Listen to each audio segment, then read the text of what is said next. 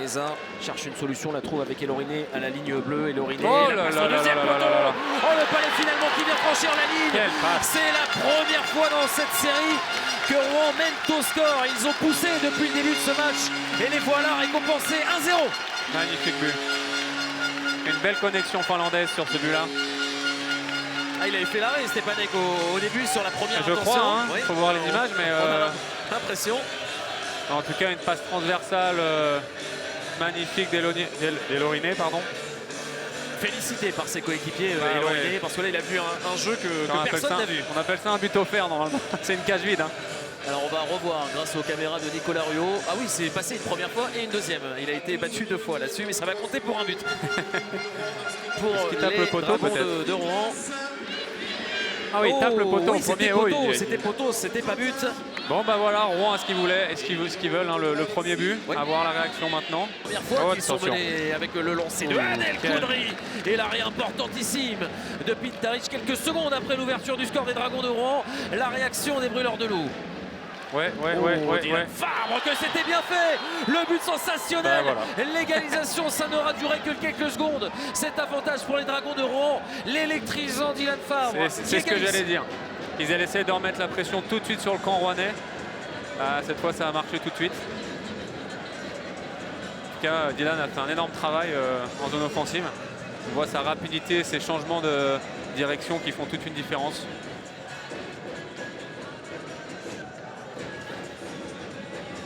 Magnifique but en La tout cas. réaction Wow. immédiate, il voulait marquer de son empreinte. Ça peut arriver. Ça peut arriver. On a vu Olivier Damalka cette saison C'est vrai. marquer un Oh, but. but. Et Brent Tobin qui est en pleine forme dans ses finales de Synerglacic Magnus.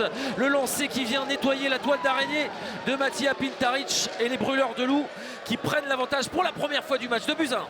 Magnifique but, Brent Tobin. Quel Toute la lancer. joie, oui. De Brent Tobin, il a marqué lors des matchs 1, 2 et 3 désormais. Brent Tobin. Ouais, c'est un pur buteur. Hein. Déposé dans la lucarne de Pintaric. Pas beaucoup de préparation, donc dur à lire pour le gardien en tout cas. Un tir à la Anthony Rex. En tout cas, la lucarne de Mattia Pintaric est nettoyée depuis 2 secondes seulement. Et l'engagement important remporté en zone offensive. Boivin, la passe en bas pour Mallet. Ah, ils sont bien installés là, les Dragons de Rouen. Le tir sur réception de Kelsey Tessier. Ils avaient besoin de prendre confiance en supériorité numérique. C'est le cas de partout entre Rouen et Grenoble. Magnifique passe de Boivin, transversale. C'est Kelsey Tessier qui vient permettre à Lille-Lacroix de rentrer en éruption. En tout cas, on voit l'importance de la mise au jeu gagnée par les Rouennais.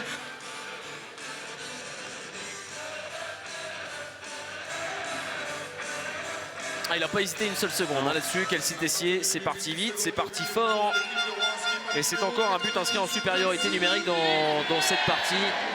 Et puis il y a du monde devant la cage. Mallet est là. Oui, c'était très bien fait sur le côté gauche de la part de Maxime Grenoble Lamarche. repart à l'assaut tout de suite. Hein. Ouais, 4 contre 2, la passe derrière avec Dylan Fabre. Cette fois-ci, il est Quel parvenu but. à tromper Mattia Pintaric. Mais quel match entre les Dragons de Rouen et les Brûleurs de Loup de Grenoble. Et c'est un doublé pour l'électrisant Dylan Fabre. Magnifique tir, impossible pour Mattia Pintaric. On voit qu'ils sont en surnombre, 4 contre 2, ils trouvent l'option la plus simple. Et ouais, ils ne se laissent pas prier pour marquer, en tout cas, c'est un superbe tir. Et Aubin, passeur décisif, et là Dylan Fabre, il n'en demandait pas tant dans cette position-là. Il est en pleine confiance, le joueur de l'équipe de France, est parvenu à tromper un Pintaric sur un nuage, auteur d'un arrêt sensation à faire, le temps qui passe très vite. Pulsenus, la passe à la bleue est bonne pour François Beauchemin, c'est parti très vite. Fort, c'est bloqué finalement. Palais qui revient jusqu'à Beauchemin, le lancer, l'arrêt réflexe, le tir, et cette fois-ci c'est but. Les Dragons de Rouen qui parviennent à égaliser à 3 partout. La cage qui a bougé, mais ça devrait être validé cette fois-ci. Joris Benin. Ouais, il y avait du monde devant la cage des Rouennais, un beau rebond, ils étaient en supériorité numérique devant la cage, un 3 contre 2 on va dire. Stepanek fait le premier arrêt, mais après, c'est compliqué de tout arrêter aussi.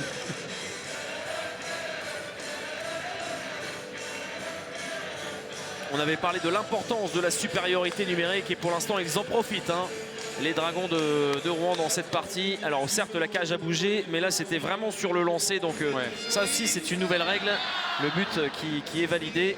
Je me demande si c'est pas après que le palais soit rentré en plus de cela.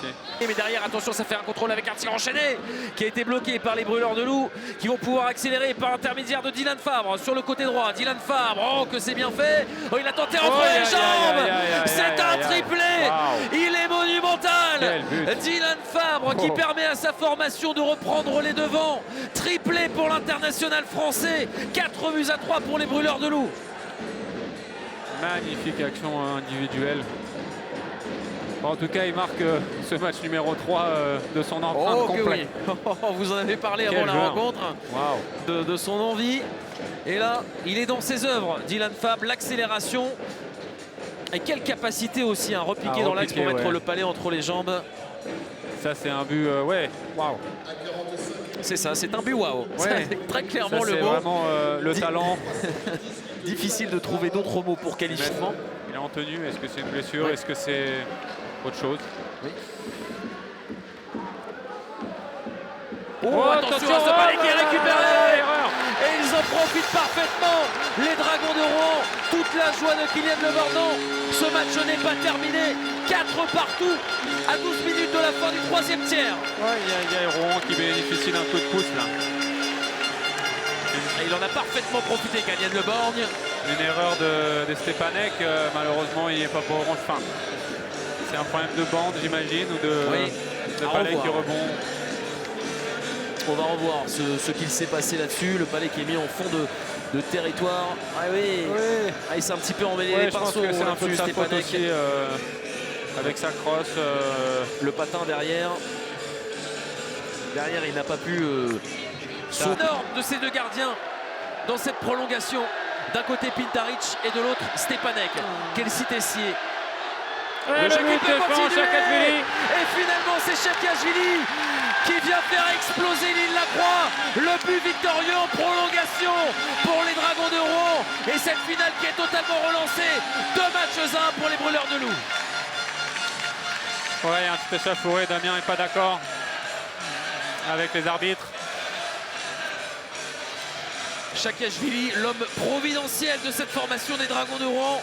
Il était parvenu à marquer en prolongation lors du match numéro 5 face à Angers. C'est une belle déviation, hein. C'est un beau jeu fait par les Rouennais à 3 contre 3. Et il y aura donc un match numéro